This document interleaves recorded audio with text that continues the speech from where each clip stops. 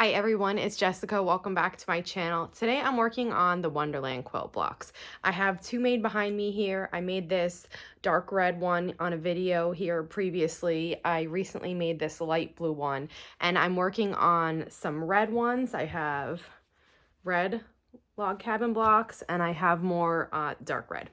So this is what I'm working on today. Let's get started. I'm making the queen size of this quilt, so I need quite a few blocks for that size. And sometimes when I'm making, a quilt that needs a lot of blocks, sometimes it feels daunting. Not always, but this particular one feels a little bit daunting because I need so many pieces and so many blocks. It is a very simple pattern. I just need a lot of pieces. So sometimes when I feel like that, but I definitely want to make this quilt. It's beautiful and I can't wait to make it and use it. Sometimes when I feel a little bit weighed down by how much I have to do to actually make it happen, I break it down into smaller steps. My normal mode would be chain piece every single thing. That's the fastest way. There is no doubt about that. That is the fastest way. But sometimes, chain piecing 252 pieces, first you start like this. You'd start with the center of the log cabin. So 252 of those. It feels like, wow, I'm going to be doing this for hours and I'm not going to make any progress. Well, you actually are making progress. It just feels like you're not. Well, to me anyway. So what I tend to do in this type of situation is see how I could break it down. So what I'm doing here is I'm working by color. And that's how I'm breaking this down. So I had all of my dark red pieces. I cut those all at once. And I went ahead and I chain piece everything I needed for the dark red. So I chain piece these for all my units. Then I added this, then this, then this, and this, and this. And I did that all in chain piecing. And then when I was finished with that, it did take a while. But when I was finished with that, I'm like, oh, now I'm done with all my dark red blocks. So I started doing the same for the red. Now, without looking at the pattern, I can't remember if I need 3 or 4 red blocks. I'm pretty sure I need 3. I've cut out the pieces for 2 of those, and I've pieced 2 of those into log cabins already. And now I'm assembling it into the larger block. And then just for a little bit of a morale boost to change things up, I cut out what I needed for 1 large block. That's 16 small blocks of the aqua. And that was at the beginning of this video. I shared that. So making it in a different color just feels like such a boost, especially after I've just been staring at red, for the past couple hours or whatever I was working on. I'm just looking at red. It felt special to make it in blue.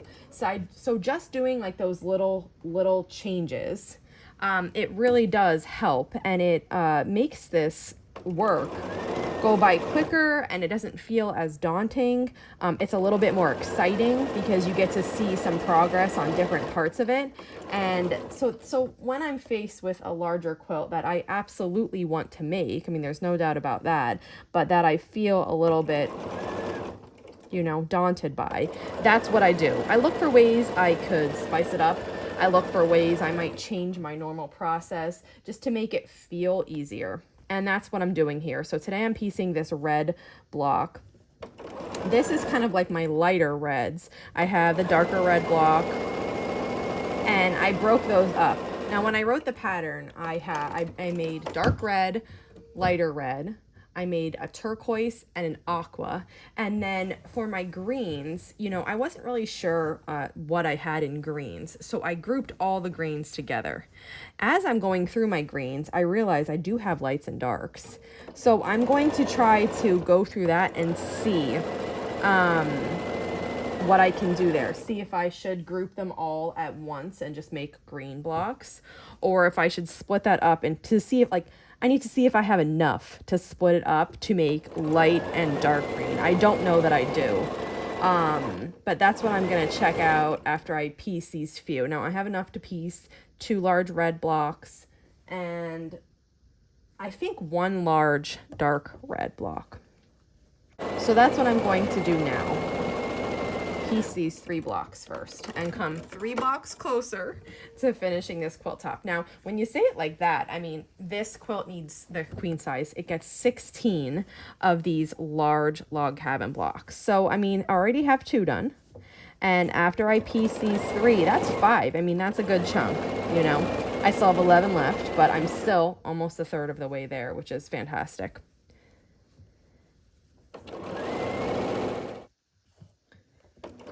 I'm just finishing up the last little bit on my dark red block. I finished the 2 red blocks. So I am making progress. So here's this one. Looks very similar to the one I made last week. It's the same color, it's the same fabrics, but I love the contrast of these. It looks beautiful. So let me show you what I have here so far.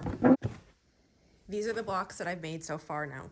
They still need to be pressed, so they're a little bit fluffy yet, but I just adore them. I love the look of the scrappiness. I love when they come together. You can see I put 4 here so you would see what it would look like. This little secondary design you get between them.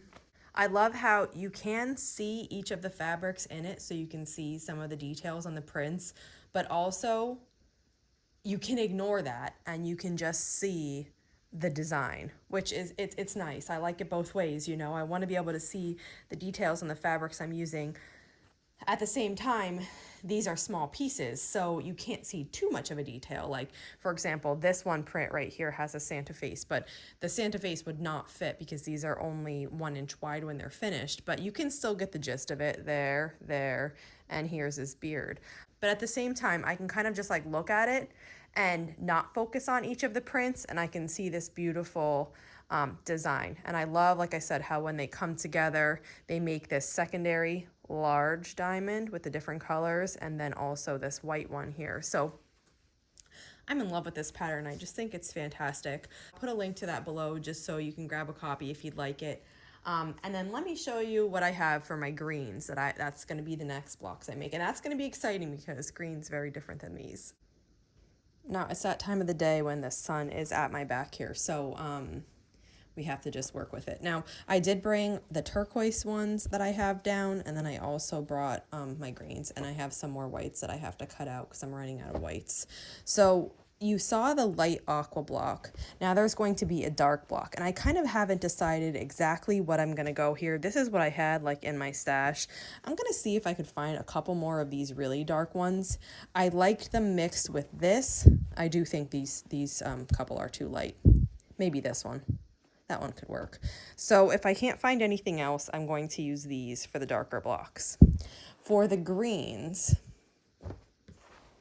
I have this like lighter. I mean, I don't have a ton of these lighter ones, but I have these like lighter greens, which I think that could go lighter. These are scraps left over from a Lori Holt quilt that I made some of these. So that one, this is an old Bonnie and Camille.